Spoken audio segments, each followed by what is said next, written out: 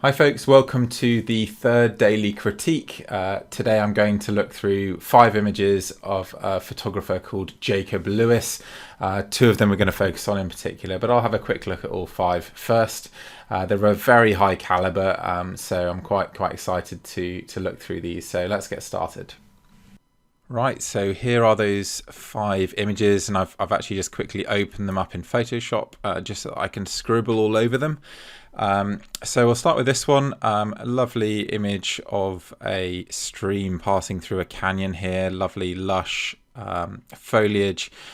From an editing point of view, I think the white balance here is just about right. With some of these scenes with greens in, if you select a white balance that is, for example, too green or too blue, you can end up with all these greens up here sort of drifting into the same sort of apple green color, which can look lush, but you also lose all these lovely color separations. So there's a really wide range of greens in here. So white balance is particularly important when you're shooting these scenes incorporating foliage, and particularly if the light is shining through foliage, which will give it a green cast to the light and push those greens all together into this same apple green tone, which is something to avoid. So do be careful if you're shooting this sort of thing in terms of the white balance that you set. Compositionally, I would have to say this is fine. I mean, it's sort of unexciting to me, actually. It has some really nice elements to it. You do have a bit of sense of depth coming from these walls sort of receding into the background here, and there's a little bit of haze even in the canyon, so there is a sense of depth. But overall, I think I'd like to see a bit more depth, a bit more perspective, perhaps, just to engage me. It's a perfectly nice illustrative shot, and it would be very hard for me to find anything wrong with it per se, but certainly I'd look for something just a bit more dynamic. Perhaps if you could get closer to a cascade, for example, to shoot a little wider and generate that sense of perspective, or otherwise maybe make more of these lovely mosses on the walls here. But of course I wasn't there, and I don't know, that simply may not have been possible. In an ideal world, I'd probably like to see some greens creeping in here as well, just to balance what's going on either side, because certainly these lush greens on the right here do catch the eye a little bit. But this is perfectly nice, really well executed shot, and very nicely processed. Just doesn't really get me excited. Right, then we come to this layered shot of foliage, of really quite varied foliage. I think some of these more intimate scenes can be very effective, but I'm looking for a few different creative ideas when I'm looking at this kind of simple image. One is a really strong structure, so I like to know where to look, and you just have too many shapes going on here. I mean, maybe this lower branch and upper branch here sort of frame this central portion, but actually there is no real focal point in the middle there, so I'm left sort of wondering where I should look, and my eye doesn't have a natural place to rest. And whilst the variation of foliage is certainly interesting, from these sort of tiny leaves here to the much larger leaves to this beautiful dripping moss, I'm not sure that variety necessarily adds anything to the image. And when I'm looking around, I actually find this dripping moss section here to be much more appealing as a single frame, because you have a bit more repetition coming through here, both with the mosses and just the way everything structures together, so it works maybe a bit better as an abstract to my eye, at least. And of course all of this is personal taste. I wouldn't impose that kind of idea on anybody, but that's certainly what occurs to me when I look at this. And there's also a lot of brightness here and a lot of shadow on the right, and that does create a little bit of imbalance, and the eye wants to sort of drift off into this brighter area. So I'd probably try to redress that balance as well. Okay, now we're on to a totally spectacular sunset. The first thing I'm going to say about this, actually, it is very well composed. I think the balance is really nice, a good amount of sky, but crucially you've got a lot of water here reflecting the sky. It creates that lovely link between ground and sky when you have these reflections, and it's particularly useful when you have absolutely berserk skies like this. So this is alto stratus, while I would guess after sunset, so the sun is shining up at the clouds, or of course it could be before sunrise, I don't know. But often when you're shooting these kind of crazy skies, you end up with a problem where there just isn't enough light coming onto your foreground. So you can see these rocks here are really quite dark, and the same with the mountain here. And so to bring detail in there, you need to brighten the foreground so much that it starts to just look artificial. Whereas here, because there's a reflection, you can actually keep a very natural contrast within the scene. So if you do have crazy skies like this, reflections are a great way to make the most of them, and particularly if you have these insane skies.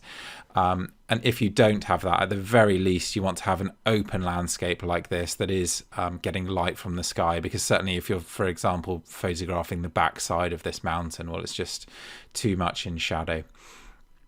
So those are a couple of shooting tips for you in these kind of spectacular lighting setups. One thing I will mention about this one very quickly, if I drop into Lightroom, I've just created a little stack here. This is an edit of the raw file. I assume Jacob had other raw files, because you can see that the highlights are blown in the sky here, whereas they aren't in Jacob's shot. But I thought I'd just talk a little bit about white balance again here, because you can see if you set a very cold white balance, how you get this separation between yellows and oranges and reds and then purples. Whilst if you introduce more warm colours, everything starts to merge into one and everything becomes really quite red.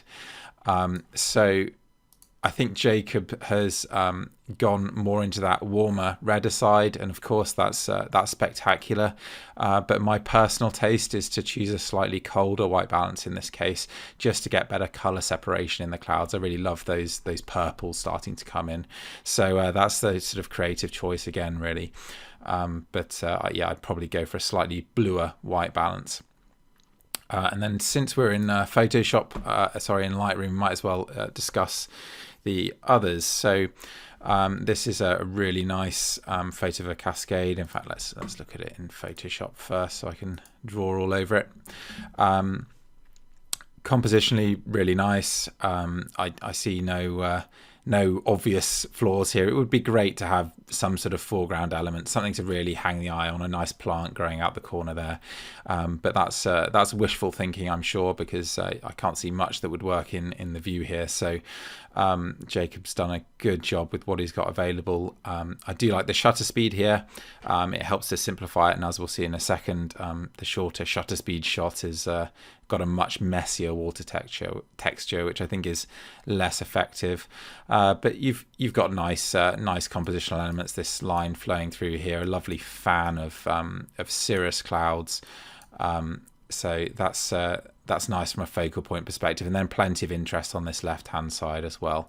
So nice strong structural elements, and then plenty to look at besides. So really like this from a compositional standpoint.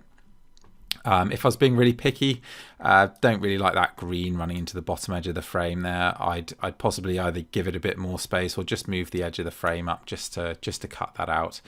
But that certainly is being picky, as is mentioning this tree breaking the horizon here. I think there was another one. I looked at the raw file somewhere over here that's been cloned out. I personally wouldn't actually clone either myself. You know, it's just one of those things. I'm looking at it from a perfect world perspective, maybe even that rock there. So some minor distractions, but that's landscape photography for you.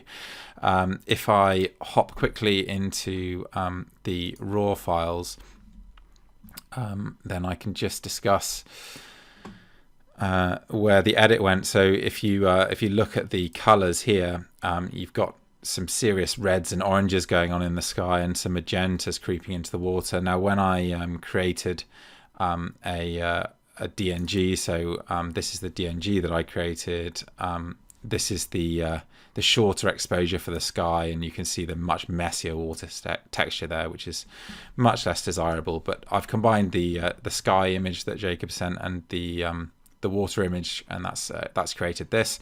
And I've then just tried a white balance of 5,500 Kelvin and still added a fair amount of magenta.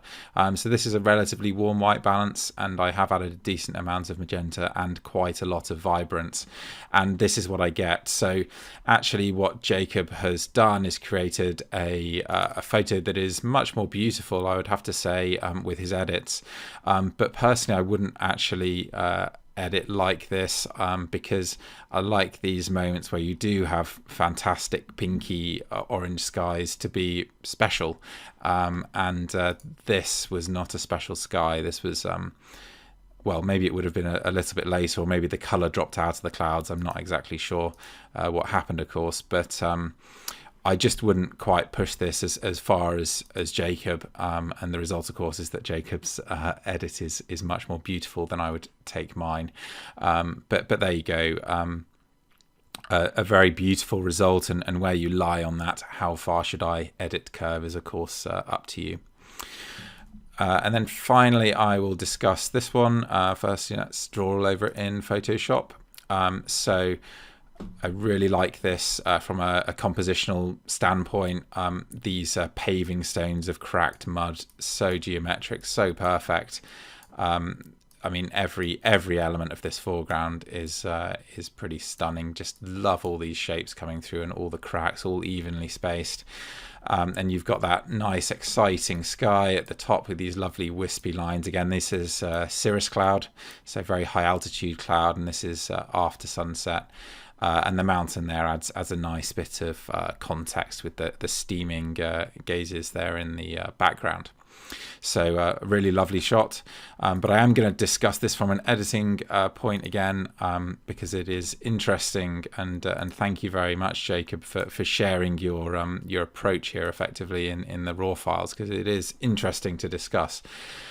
So I think this is effectively the shot for the sky and the mountain that has been used, not the foreground but the sky and mountain. You can see I've added quite a lot of saturation here. I've kept the white balance relatively cool because I want that color separation in there, but anywhere around here is going to be fine. You can see there's some nice texture here in the clouds, and I think that's actually been lost a little bit in this sort of more saturated edit. So my taste would be for a little less color in the sky, although perhaps I would introduce a bit more than there is here when I actually came to editing in Photoshop. You can also see that the foreground color balance is really quite different to that of Jacob's shot, even though he's used the other two images. So actually what he's done is he kind of taken the best of both worlds from two different lighting setups, and again, that's something that I personally wouldn't do, although I think it's creatively very successful. I do prefer these blues used to trample the warmer colors that were in that original shot. So you can see these exposures that he's got for the foreground here. And I do think that this foreground structure is better than the more distant structure here, so I can understand why he's combined two photos, although again, that's not something I would personally advocate, but very, very effective all the same. You can also see that he's kind of tried to recreate this sense of the edge of the mud catching a bit of light, because that wasn't in these bluer exposures, so these are later shots. Unfortunately, I think he's kind of overdone that slightly. This edge here is just a bit too colourful. I would assume that he's painted that colour in manually, and actually I find it a bit distracting. I think I'd prefer it just to stay dark, because I just love this pattern, and if that pattern was just left as is, I actually think it would be a stronger image, and perhaps I'd just brighten up this foreground as well, just to keep it tonally a bit closer together. But I mean, you can't really, I mean, aside from that minor distraction for me of this painted edge, you can't really criticize the result, because it it is a beautiful image, as are all of these shots, and very, very well composed. So thank you very much, Jacob, for sending those in. Really enjoyed looking through them, and as I said, it's actually great to see somebody open up their editing process, because people do take very different approaches to their edits, and it's certainly useful to be able to share that with other people. So thank you very much.